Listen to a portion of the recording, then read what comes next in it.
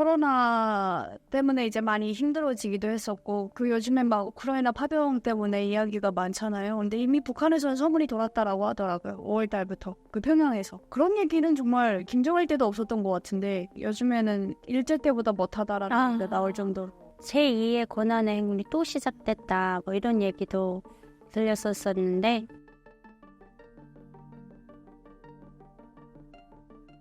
한국 드라마 본 사람이랑 안 본 사람의 차이가 있을 것 같은데요. 북한 주민들은 대한민국을 어떻게 생각하나요?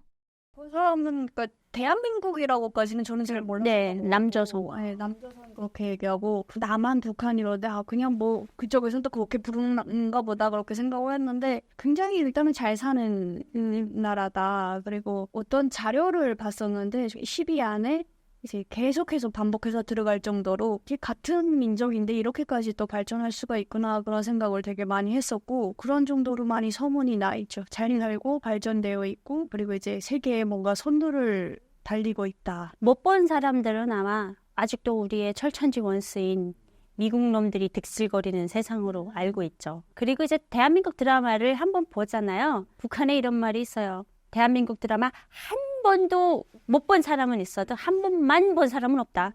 그러니까 한 번 보기 시작하면 무조건 보게 되고 그래서 이제 본 사람들 입장에서 자기들이 이제 깨어 있다고 생각을 하거든요. 그래서 못 본 사람들이 되게 무식한 소리를 할 때 그 앞에 앉아서 그 읽는 자의 여유죠. 잘 놀고 자빠졌네 이렇게 웃고요. 네, 그런 느낌인 것 같아요. 현재 북한 상황은 어떤가요?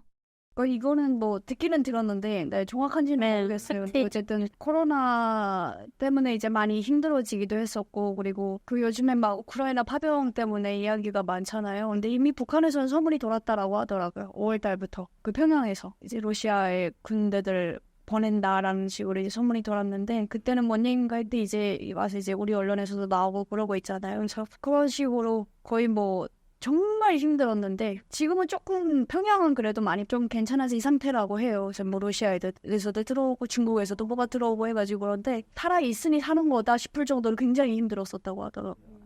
살려고 사는 게 아니라 그냥 숨 쉬고 있으니 사는 거다 이 정도. 그렇게까지 갔었다. 그런 얘기는 들었었어요. 제2의 고난의 행군이 또 시작됐다. 뭐 이런 얘기도 들렸었는데 북한이 너무 이제 봉쇄를 너무 많이 하다 보니까 사람이 이제 본능적으로 생각을 하기에 내가 이게 뭔가 이 체계가 잘못됐고 이 사회가 뭔가 불공평하다 이렇게 느껴야 되는 게 배가 불러야 그게 생각이 난대요.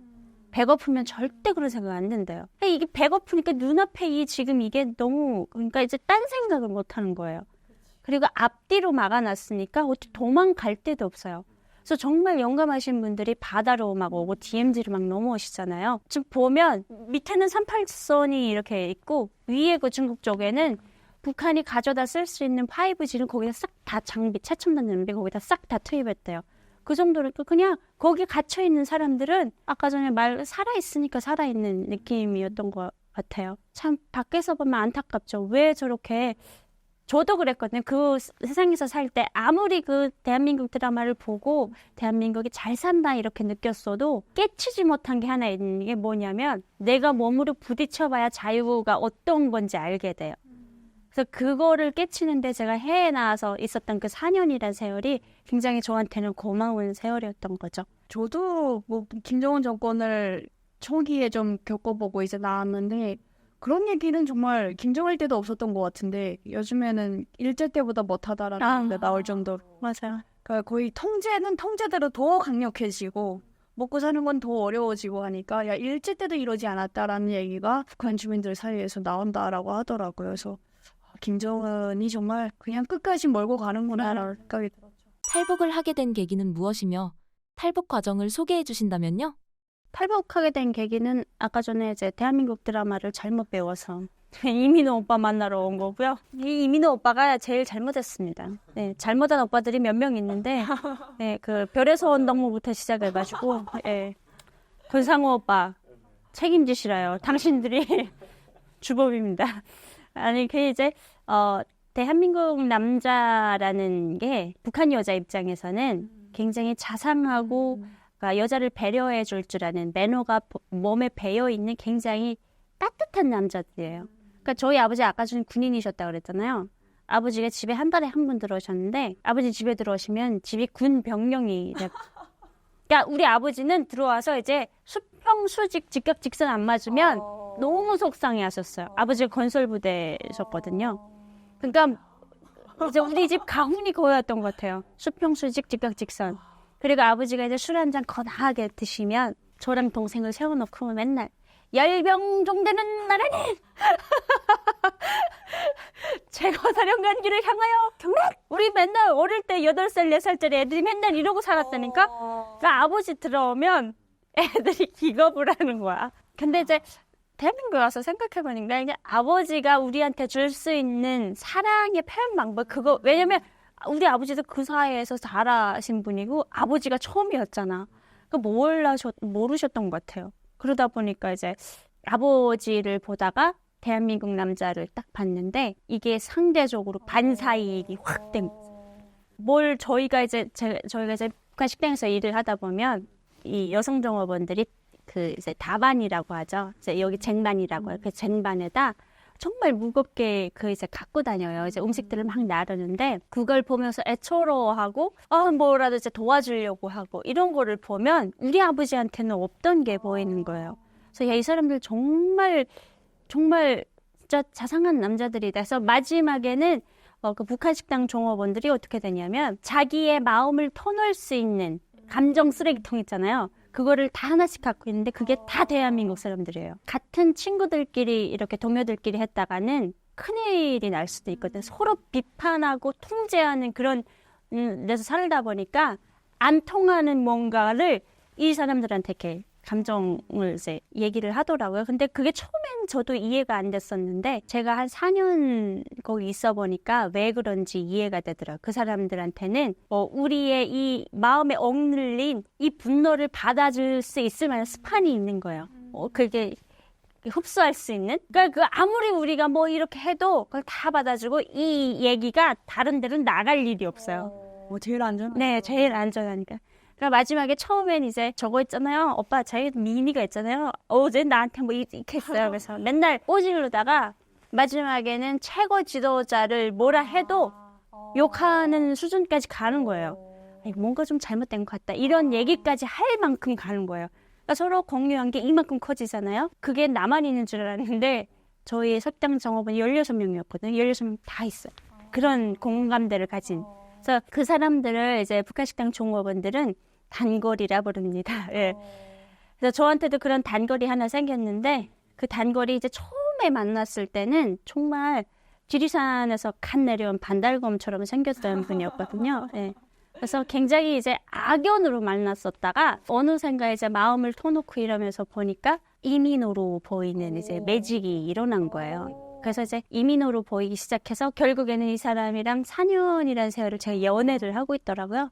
그래서 그 4년을 연애를 하고 마지막에 이제 평양 가기 한 3일 전에 이 사람 손목을 잡고 용감하게 그 닭장 같은 북한 식당을 뛰쳐나오는데 제가 성공을 하죠. 그래서 제가 가장 감사한 게 뭐냐면 이 사람이 마지막까지 저 포기 안 하고 계속 가자고 흔들었었어요. 그래서 마지막에 정말 힘들어서 못 가겠다고 했던 상황에도 존중을 해줬었는데 대한민국이라는 나라가 이제 저한테는 인생의 기회겠더라고요. 그래서 결국에는 그 기회를 잡았는데 그래서 저는 뭐 대한민국이라는 큰 선물 누구도 받지 못하는 누구는 뭐 결혼할 때 다이아몬드 받는다더니 전 대한민국이라는 선물을 받았죠. 그래서 제가 가장 행복한 게 뭐냐면 그 사람이랑 좀 같이 산 지 지금 8년이 됐는데 스스로 자기를 극한 직업이라고 칭합니다.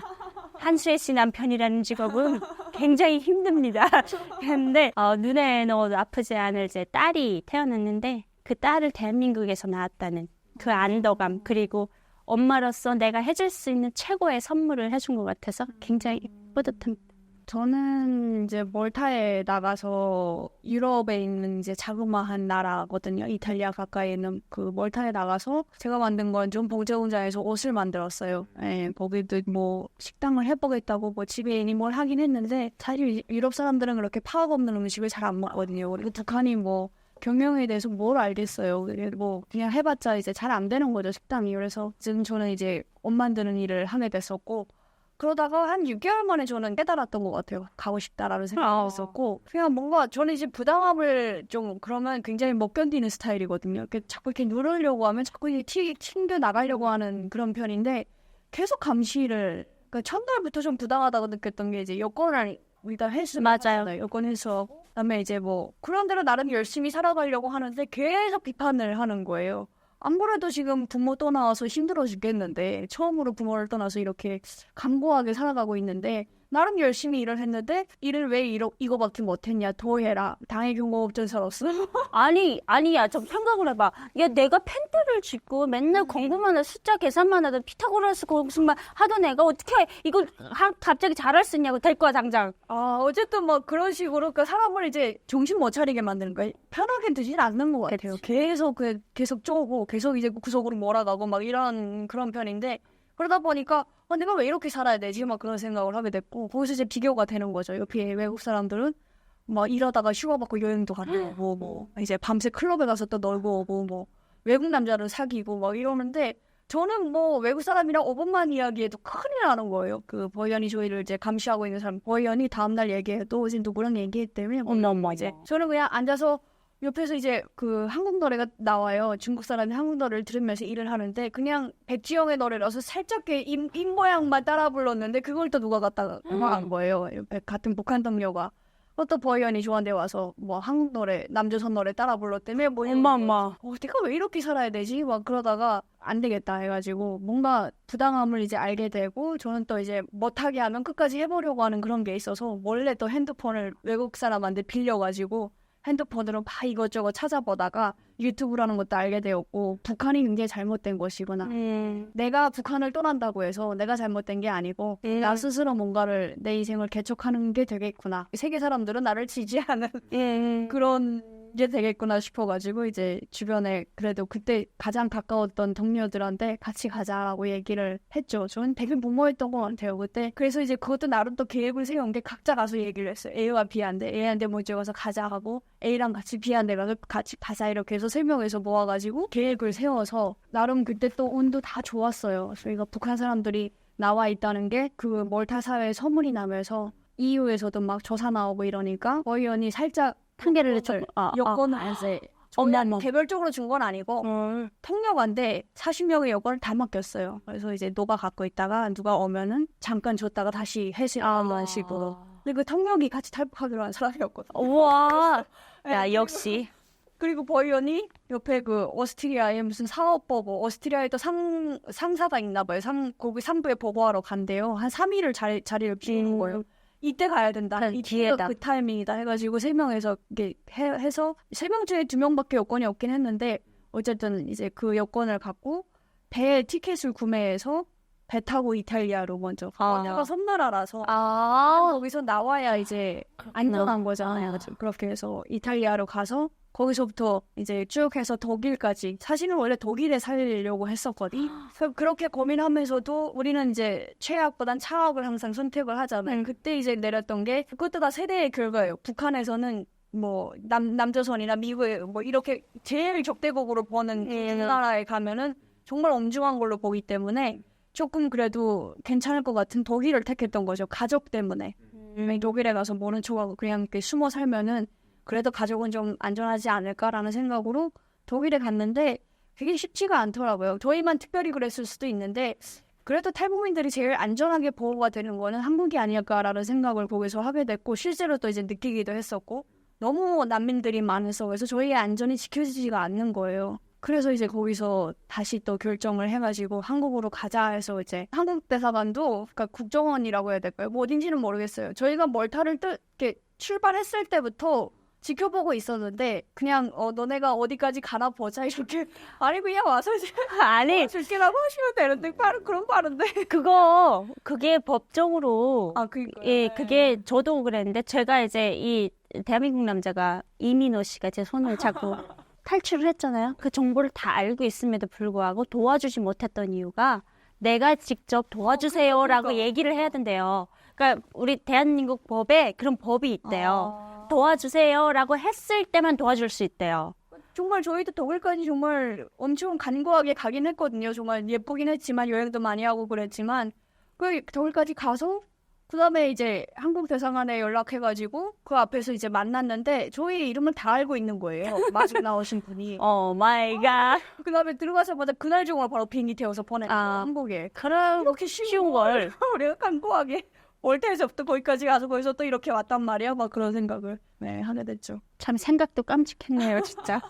네. 모를 거라고 생각했는데. 김정은 정권에 대한 충성심이 처음 깨졌을 때가 언제인가요? 저는 솔직히 해외에 나와가지고 세뇌는 벌써 그때 다 깨졌었어요. 이제 그게 연차가 있는데 제가 4년을 있었거든요. 근데 신청 때 한 1년은 정말 투철했던 것 같아요. 앉아있는 이 지금 참이슬을 먹고 있는 모든 남조선 놈들은 다 적이다. 막 이런. 네. 그래서 이제 저희 신참들이 오면 그 이제 대한민국 사람들이 와가지고 이제 너무 거기는 너무 친하다 보니까 거의 통일촌이에요. 뭐 북한이 미사일 쏘고 핵 개발하고 해도 거기에 계시는 분들은 그냥 동네 무슨 오빠들처럼 마실나서 술 한잔 드시고 가시는 분들이에요. 그러다 보니까 이제 신참들이 오면 그 오빠들이 와서 신참 신고식을 해줘요. 한 번씩 이렇게 울리거든요. 엄청 사상이 투철하고 이런 애들을 데릴 거면 야 누가 제일 뽀댕기냐 막 이러면 이제 누가 더 그럽니다. 그러면 야 걔 데리고 들어와. 이래서 이제 한 번씩 이제 혼낸단 말이에요. 근데 처음에 야 어느 오빠가 너 찾아 그래가지고 이제 딱 들어갔는데 저를 딱 보면서 너 전쟁 때 나 만나면 쏠 거야? 이렇게 물어보시더라고요. 그래서 내가 진짜 딱 쏘아보면서 1초도 망설이지 않고 쏠 거야 라고 물어보는 순간에 쏘겠습니다 이렇게 얘기하니까 너무 깜짝 놀라가지고 그러니까 마음에 상처를 입었다고 막 그러더라고요. 그러면서 오빠 울 거야 뭐 이러는 약간 좀 모조리 아니야? 그랬었는데 그게 이제 2년쯤 되니까 사실 이제 이게 적이긴 한데 굉장히 따뜻한 적인 거예요. 저기 이렇게 따뜻해도 되나 싶고 생일 때마다 다 챙겨주고 저 아프면 내 동료들도 안 챙겨주는 약을 다 거기 사람들이 챙겨주고 생일이라고 뭐 케이크 갖다 주고 막 이러니까 약간 이상하다. 이제 3년 차 되면 이제 동지가 돼요. 동지. 모든 내용을 다 공유하니까. 그러다가 이제 4년 차 되면 가족이 된다는 거야. 오빠 뭐 이랬으니까. 그래서 이제 4년쯤 됐을 때 그 오빠가 나 신참 신고식 했던 오빠가 다시 물어봤어요. 수혜야 너 전쟁이 일어나면 나 쏠 거니? 이렇게 물어봐서 내가 그때 오빠 우리 그냥 만나면 모른 척 지나가시다 그래. 그렇게 얘기를 하니까 그때 내가 이 얘기를 하면서 내가 엄청 많이 깨졌구나. 나 이 상태로 북한 들어가면 그 세상을 못 견디겠구나. 이 생각 그때 했던 것 같아서 그때 세뇌를 아예 깨고 대한민국에 가면 내 앞길에 뭐 어떤 일이 펼쳐질 거라는 그런 확신은 하고 있었던 상태였던 것 같아요. 저는 이제 북한에 있을 때 아마 수혜 씨도 그렇겠지만 뭐 김정일, 김정은 나오는 행사도 이제 참가를 해봤고 뭐 북한 주민들이 막 그 우리나라에서는 되게 신기해하잖아요. 그게 진짜 진심으로 환호하는 거냐. 근데 그런 환호하는 행사에도 참여를 해봤었거든요. 근데 눈물은 안 나더라고요. 난 진심이었어. 옆에서는 막 쓰러져요. 어떤 분들은 막 그 몸발치에서 봤는데도 막 장군님마다 쓰러지는 거여서 왜 저러는 거니? 근데 크게 막 그런 게 없었던 것 같아요. 그러니까 그렇게까지 개인에 대한 어떤 숭배를 그렇게 해야 되나 뭐 이런 생각이었는데 너 티세요? 한국 드라마에 엄청 빠져 살다 보니까 뭔가 잘못된 거다 여기가 이런 생각은 있었지만 그걸 이렇게 대놓고 얘기는 못했죠. 그래도 공식적인 자리에 가면은 막 이제 충성심을 표현할 수밖에 없었는데 그냥 저도 외국 나가니까 확실히 알겠더라고요. 그래서 북한에서 항상 그렇게 얘기를 해요. 뭐 실력만 믿고 이제 집단이 똘똘 뭉쳐서 그렇게 살아가다 보면 개인의 이익을 집단의 이익을 위해서 희생시키면서 실용을 위해서 그렇게 살아가다 보면 우리 모두가 행복해진다 뭐 이런 식으로 얘기를 하는데 그렇게 살아봤는데 저는 너무 불행한 거예요. 너무 불행하고 정작 옆에서 정말 개인주의적으로 살아가고 있는 외국 사람들은 너무 스스로 행복해하고 있고 만족해하고 있고 이러니까 그럼 대체 어디서부터 잘못된 건가 이렇게 생각해보니까